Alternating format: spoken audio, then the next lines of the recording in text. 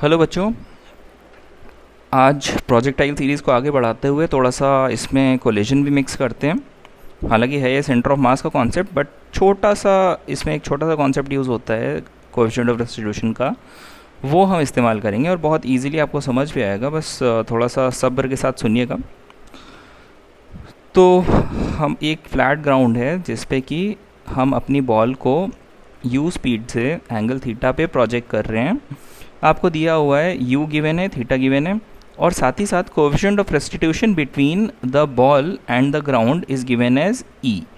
आपको पता होगा कि e की जो वैल्यू होती है वो 0 और 1 के बीच में वेरी करती है। यानी कि अगर आपका कोलिजन जो है वो परफेक्टली इलास्टिक है तो e की वैल्यू 1 होती है, और अगर आपका कोलिजन परफेक्टली इन इलास्टिक है यानी कि टोटली प्लास्टिक है तो e की वैल्यू 0 होती है। अदरवाइज़ अगर इन दोनों के बीच की कोई स्थिति है तो e की वैल्यू 1 और 0 के बीच में कुछ होती है। ठीक है, तो यहाँ पे मैं जनरल e ही मान के चलूँगा, कुछ भी वैल्यू हो सकती है, और जो कि ना एग्जैक्टली 0 है और ना एग्जैक्टली 1 है, क्योंकि अगर एग्जैक्टली 0 होगा तो ये एक बार उड़ेगा और ऐसे चिपक के यहीं पे रह जाएगा, कुछ आगे क्वेश्चन बन नहीं सकता। और अगर e इक्वल टू 1 है तो ये इनफाइनाइट टाइम तक चलता चला जाएगा, अनंत तक। आप बुढ़े हो जाएंगे, मैं बुढ़ा हो जाऊंगा, आपके बच्चे बुढ़े हो जाएंगे, लेकिन ये चलता रहेगा। तो मैं एक जनरल ई लेके चल रहा हूँ जो जिसकी वैल्यू ना 0 है और ना 1 है, यानी ये इक्वल टू दोनों जगह से एलिमिनेट करके चल रहा हूँ मैं। ठीक है, तो पढ़ते हैं आगे। आपको पता है कि x component of initial velocity u cos theta है, जो कि कांस्टेंट रहना है थ्रू आउट, और initial y component of velocity u sin theta है। अब ये प्रोजेक्टाइल उड़ेगा उड़ेगा उड़ेगा और टकराएगा। जैसे ही ये पहली बार लैंड करेगा, आपको पता है सेम हॉरिजॉन्टल लेवल पे जो स्पीड होती है वो सेम होती है, बस वर्टिकल कंपोनेंट पलट जाता है। यानी कि यहाँ पे वी वाई जो होगी वो u साइन थीटा के बराबर ही होगी। सेम हॉरिजॉन्टल लेवल पे जितनी स्पीड ऊपर की तरफ थी उतनी स्पीड नीचे की तरफ होगी y कंपोनेंट की। अच्छा, x कंपोनेंट उस पर तो कोई फ़र्क ही नहीं पड़ेगा। क्यों नहीं पड़ेगा, ज़रा समझते हैं। मान लीजिए ग्राउंड पे बॉल टकराने से जस्ट पहले इसकी स्पीड u(y) थी। ठीक, जैसे ही ये टकराया एक बहुत इम्पल्सिव नॉर्मल रिएक्शन ज़मीन इस पे लगाएगा। इम्पल्सिव मतलब, इम्पल्स मतलब होता है very strong force for a very short duration of time. कमर तोड़ फोर्स एकदम, जैसे जब बैट्समैन शॉट खेलता है तो जिस मोमेंट पे बॉल बैट से टकराती है एक बहुत स्ट्रॉन्ग फोर्स लगता है और बहुत कम ड्यूरेशन ऑफ टाइम के लिए, वैसा ही सा एक फोर्स इस बॉल पे लगेगा। अब ये इम्पल्सिव नॉर्मल रिएक्शन जो है, अच्छा यहाँ पे स्पीड ux भी थी, ये इम्पल्सिव नॉर्मल रिएक्शन का कंपोनेंट इसके परपेंडिकुलर डायरेक्शन में 0 होगा। ये कितना भी हो, ये इम्पल्सिव नॉर्मल रिएक्शन की वैल्यू बहुत हाई होती है, ऑलमोस्ट 10⁵ न्यूटन के आसपास जाता है ये, और फोर्स तो बहुत ही ज़्यादा होता है, मतलब 10⁵, 10⁸ न्यूटन तक भी जा सकता है एट टाइम्स। तो कितना भी स्ट्रॉन्ग फोर्स हो वर्टिकल डायरेक्शन में, हॉरिजॉन्टल डायरेक्शन में उसका कंपोनेंट क्या होगा, 0 हमेशा, जिसकी वजह से इस डायरेक्शन में कोई एक्सेलरेशन नहीं आएगी और जिसकी वजह से ux जो रहेगी वो कांस्टेंट ही रहेगी। अच्छा, अब जब ये वापस ऊपर उठेगी v' से तो आपको लगानी पड़ेगी रेस्टिट्यूशन इक्वेशन। तो रेस्टिट्यूशन इक्वेशन कैसे लगाते हैं ज़रा देखते हैं। रेस्टिट्यूशन इक्वेशन होती है v2 vector minus v1 vector is equal to minus e u2 vector minus u1 vector. अब आप ज़रा देखें, इसको वी वाई डैश नाम दे देते हैं। ये मान लीजिए ऊपर उठा वी वाई डैश से, ठीक। तो अब ज़रा ध्यान से देखिए, मैं किसी एक को 1 बोल देता हूँ, किसी एक को 2 बोल देता हूँ। मैं बोल देता हूँ साहब ये ग्राउंड जो है ये 2 है और ये बॉल जो है ये 1 है, फर्स्ट ऑब्जेक्ट सेकेंड ऑब्जेक्ट। अब ज़रा बहुत ध्यान से देखिए, v2 यानी final velocity after collision of ground कितनी होगी, ग्राउंड तो भाई चलना ही नहीं है, minus v1।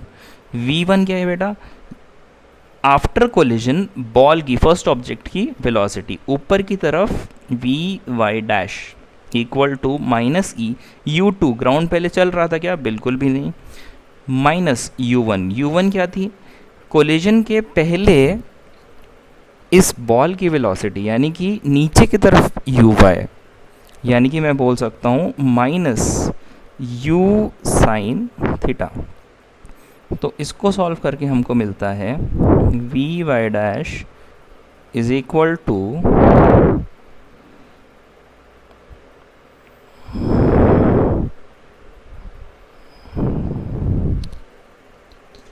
Minus V Y dash is equal to minus of u sine theta, यानी कि V Y dash is equal to E times U Y. टकराने के पहले जो स्पीड uy थी उसमें एक e चिपक गया है, जो टकराने के बाद वेलोसिटी है उसमें, समझ आ रही बात, यानी टक्कर के बाद की वेलोसिटी अगर निकालनी हो तो सीधे सीधे टक्कर के पहले की जो वेलोसिटी है उसमें एक e का कोएफिशिएंट आप चिपका दीजिए सीधे सीधे। तो हमको पता चला ये कितने से उड़ा। अब ये अगली नेक्स्ट फ्लाइट के लिए ये यू वाई का काम करेगा, ये वी वाई डैश जो मैंने लिखा है। तो अब जो नेक्स्ट एच मैक्स होगी, मान लीजिए पुरानी वाली एच मैक्स थी, जो नई एच मैक्स है उसको मैंने एच मैक्स 1 नाम दिया। ये थोड़ा सा कम दिखाया है, आप देख रहे होंगे क्यों कम दिखाया है, क्योंकि ई की वैल्यू जो है वो थोड़ी कम है। इस बार जो वेलोसिटी का y कंपोनेंट है वो थोड़ा सा कम हो गया है, जिसकी वजह से मैक्सिमम हाइट अचीव कम होगी। तो अगर आपको मालूम होगा एच मैक्स, अगर मैं इसको कैलकुलेट करूं तो ये हो जाता है बेटा you Y square by 2g, यानी कितना बेटा you square sine square theta upon 2g।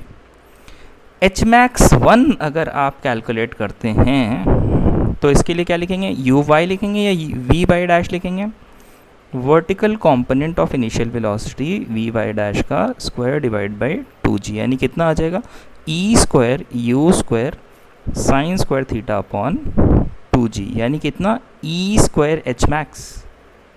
समझ आया? अच्छा, अगर आपका पुराना टाइम ऑफ फ्लाइट, आपका इनिशियल टाइम ऑफ फ्लाइट अगर मैं बात करूं ये t था, नया टाइम ऑफ फ्लाइट अगर मैं t1 बोलूं तो t कितना होता है, t होता है 2u बाई जी, यानी कि 2u sine theta by G. t dash अगर मैं कैलकुलेट करूंगा तो इधर u y की जगह क्या आएगा, v y डैश आ जाएगा अपॉन g। कितना आ जाएगा ये 2eu sign theta divided by g। इसका मतलब क्या हुआ, इसका मतलब हुआ कि t डैश जो है वो कितना आ रहा है बेटा, वो आ रहा है e टाइम्स t। समझ आया? अगर मैं रेंज निकालने की बात करूं, रेंज r, रेंज क्या होती है, रेंज होती है 2ux uy बाय g, यानी कि इनिशियल रेंज अगर मैं निकालूं ये इतना हॉरिजॉन्टल रेंज, तो ये कितना आ जाएगा 2u cos theta u sin theta upon g।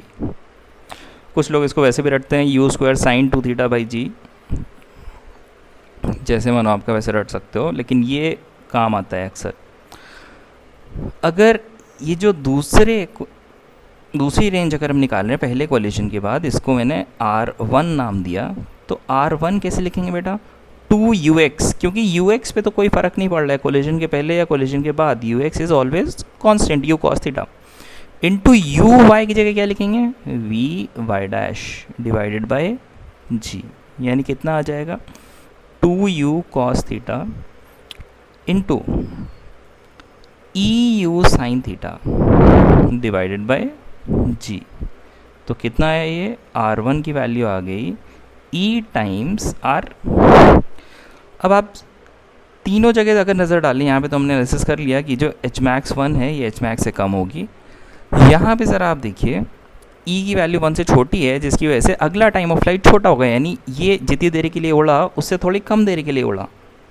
अच्छा, रेंज जो है वो भी E टाइम्स R आ रही है, यानी जितना ये हॉरिजॉन्टली चला था उससे थोड़ा कम ये चलेगा।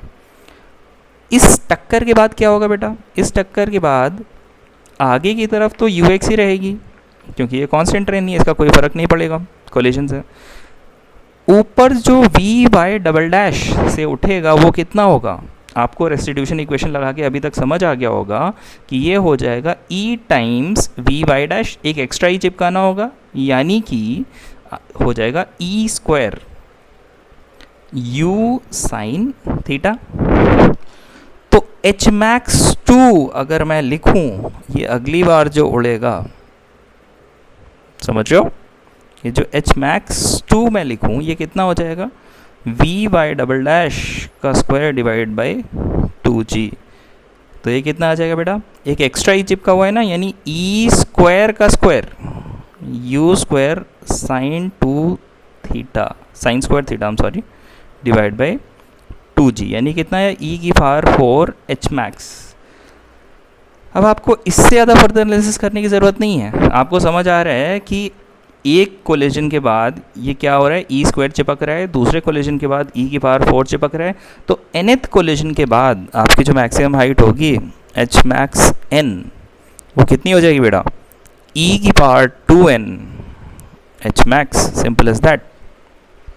तो पहला क्वेश्चन हमने सॉल्व कर दिया, height after, maximum height after nth collision.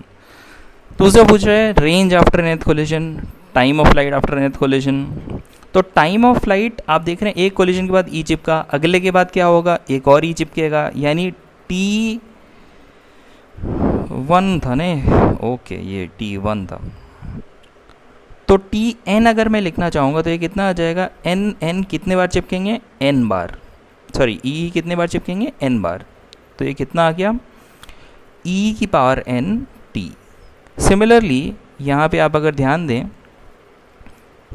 तो रेंज में भी एक E चिपकता जा रहा है हर कोलिजन के बाद, यानी nth कोलिजन के बाद E⁴n R हो जाएगी आपकी नई रेंज। अब आप ज़रा देख रहे हैं ये ऐसे ऐसे ऐसे ऐसे मरता जा रहा है ना, धीमे धीमे, एंड में कभी ना कभी मर जाएगा। ये इनफाइनाइट टाइम के लिए ये चीज़ नहीं चल सकती। आपसे पूछा जाए, ये एक्सेट्रा वाले जो क्वेश्चन से कुछ भी पूछा सकता है, आपसे पूछा जा सकता है बताइए कितने टाइम तक ये उछलता रहेगा या कितने टाइम बाद मोशन सीज कर जाएगा।